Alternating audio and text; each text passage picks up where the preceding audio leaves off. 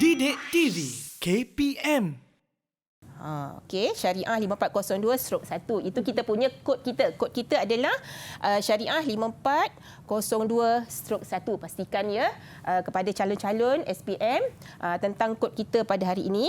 Sebelum kita pergi lebih jauh ya, suka untuk saya membugarkan, mengetuk sekejap ya host kita hari ini.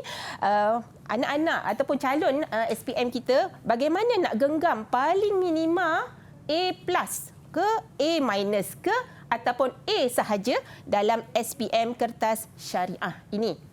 Jadi untuk sesi kali ini suka untuk Ustazah terangkan paling minima A-. Kalau nak A+ dan A sahaja pun boleh. Tapi kita nampak kat sini masing-masing nak berebut-rebut kan untuk dapatkan straight A, semua A.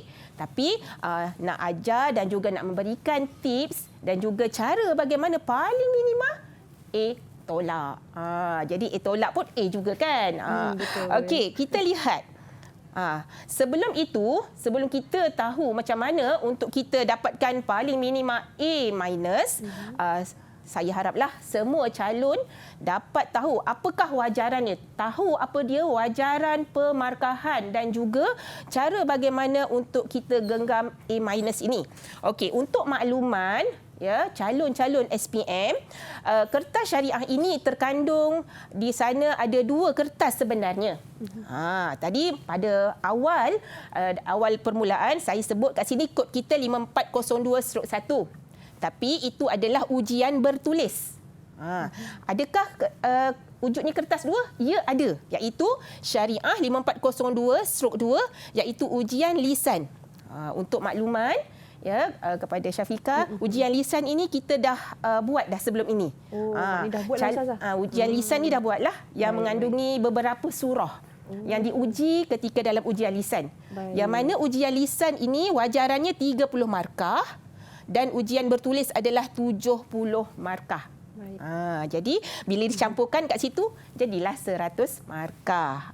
Okey. Macam mana nak tahu ni? Okey, kita lihat satu persatu. Okey, untuk ujian bertulis 5402/1, kita lihat tadi bahagian A iaitu kismu alif, bahagian ba kismu ba. Untuk kismu alif, kalau sebelum ini telah diterangkanlah ya berkaitan dengan bahagian alif iaitu ada 20 soalan. 20 soalan yang mana kalau nak juga dapat A-, pastikan dapat jawab betul itu 18 yang kena betul. Kena struggle ya calon-calon semua.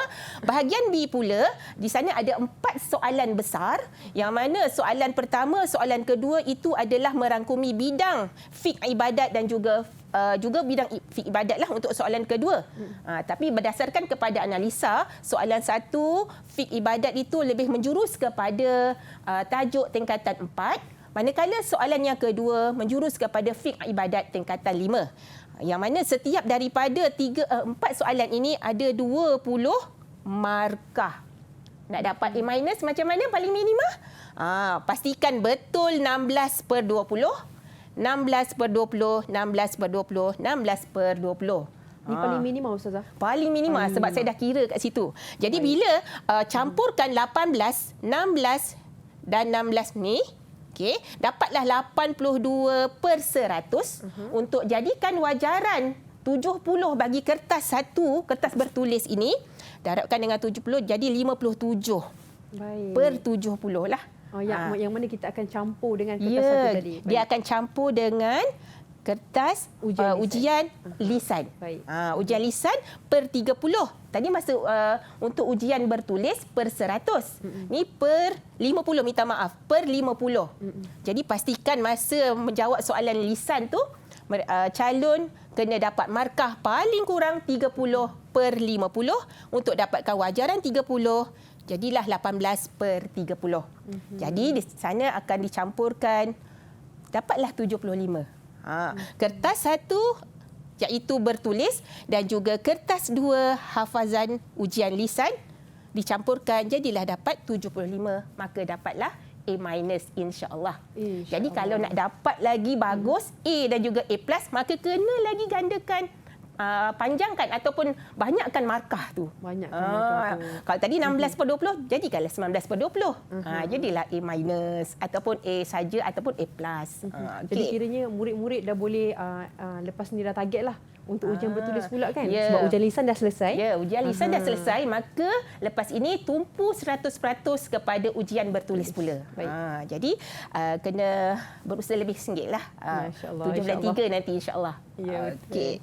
Kita pergi seterusnya. Okey, tentang format pentaksiran, saya kira calon-calon sudah maklum, tapi pada slot pada hari ini kita lihat semula, kita imbas semula apakah dia format pentaksiran yang perlu calon tahu, yang perlu calon ketahui sebelum menjalani ujian SPM Syariah 540/2/1.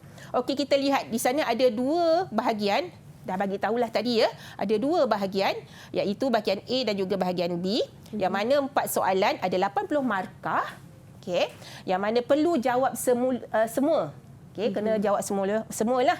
Maknanya 4 soalan utama ini, setiap daripada 4 soalan utama ni ada anak-anak dia. Maksud anak ni maksud ada alif, ba, jim, dal. Soalan 1 ada alif, ba, jim, dal. Sampai soalan 4 ada alif, ba, jim, dal. Jadi di sana merangkumi semua itu apabila dijumlahkan adalah 80 markah untuk bahagian B, untuk bahagian A adalah 20 markah. Jadi agak perlu kepada kerja kuat jugalah di kalangan calon-calon kita pada hari ini, pada tahun inilah. Okey.